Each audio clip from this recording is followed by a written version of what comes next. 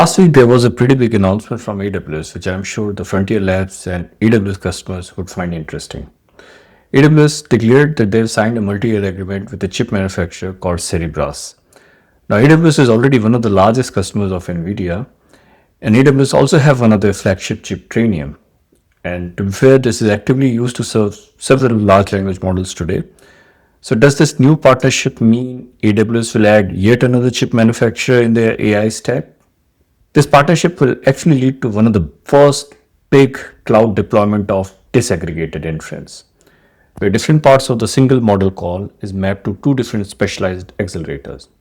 So very soon, one single LLM request will now run across two very different chip families, where AWS Trainium will handle the prefill phase, and that's where you run through the prompts in parallel, and it's mostly compute bound. And Cerebras will take over the decode phase, the slow sequential memory bound part where you stream tokens one after another. And to be fair, AWS leaders were already hinting at this split between prefill and decode back at the last reInvent. But let's take a step back and ask why this partnership is indicative of a broader trend in the AI space.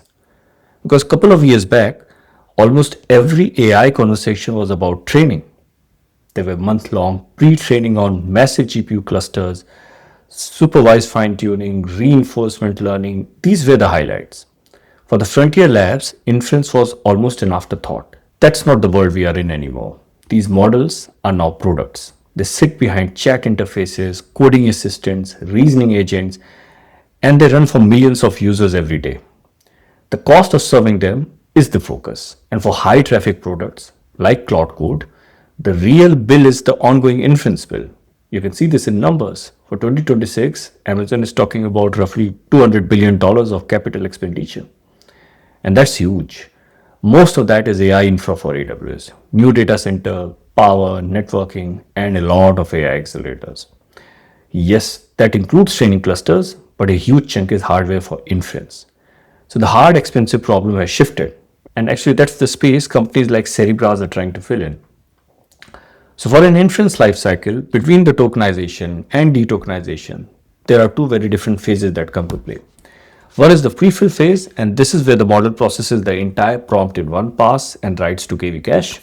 And then there's the decode phase, and this is where the model generates token one at a time, reading from the existing KV cache and extending it for each newly generated token.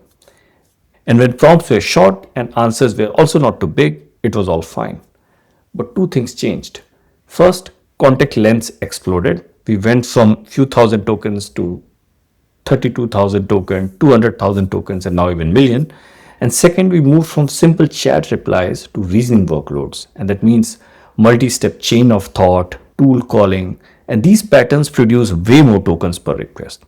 So with this explosion of context length and tokens, what's happening at the chip level is that GPUs are getting constrained by the speed limit of how fast you can move KV data in and out of memory. And as a result, the overall inference performance is not limited by flops, which is the raw compute. Rather, it's getting limited by the memory bandwidth. And so to overcome this performance challenge, LLM stacks mix several techniques like speculative decoding with flash attention and paged attention. And the core idea is simple. With speculative decoding, a small draft model sprints ahead, proposes a bunch of future tokens in one go, and then the big model comes in and checks the draft guesses, and if the first few tokens line up, it accepts the whole chunk at once. The flash attention also speeds up inference by doing attention in big fused GPU kernels, so you move data in and out of memory less frequently. But even with all these optimizations, decoding for large reasoning models remains a solid engineering problem. And this is where specialized inference hardware comes in. And one of the clear examples is Grok. Now, Grok built what they called an LPU, language processing unit. It's a chip and compiler stack tuned for low latency LLM inference. And in the benchmarks, they hit around 10 times better performance in terms of token per second.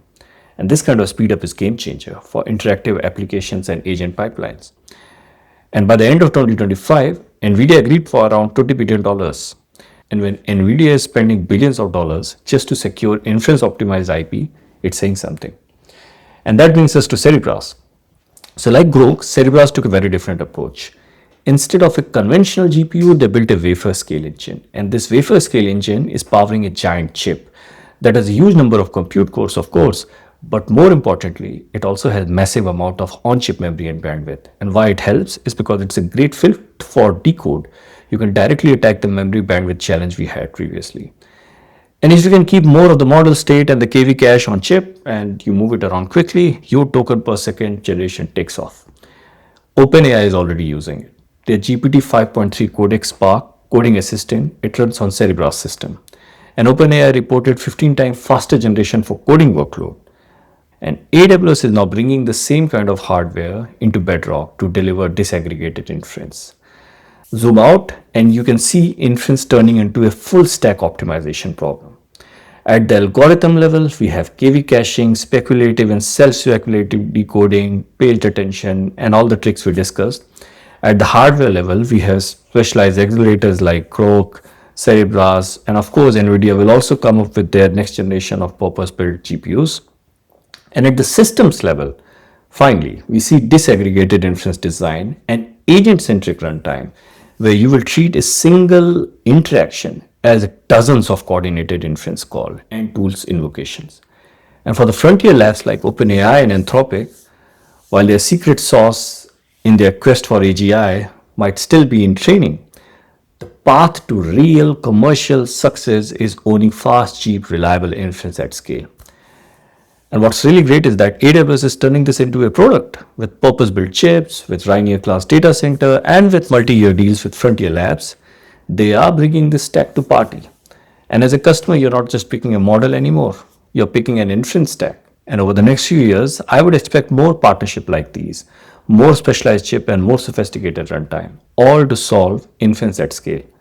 Let me know what you think in the comments, and I'll see you in the next video.